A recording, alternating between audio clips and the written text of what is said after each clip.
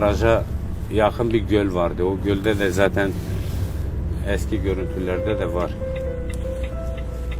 O mahallenin kanalları yapılmamıştı. Mahallenin kanalları yapılmayınca orada kendine bir yol yapmış. Gelmiş aşağıda bir çukura biriktirmiş. Üstüne de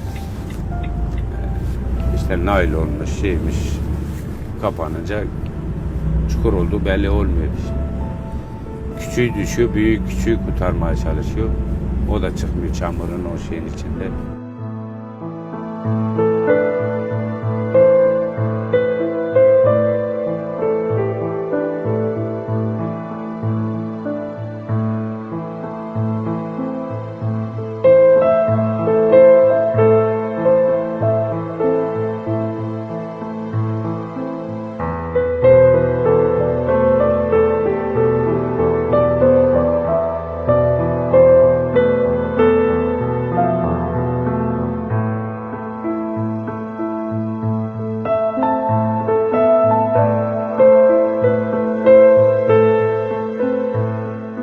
Bizimki balıkçı oltası gibi işte.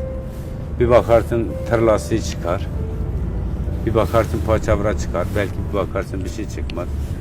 Yani belli olmuyor yani. Çok lastik çıkarttığımız oluyor mesela. Çok da lastik atıyorlar. Koltuk bile çekiyor bu bazen şeyler. Kanallarda.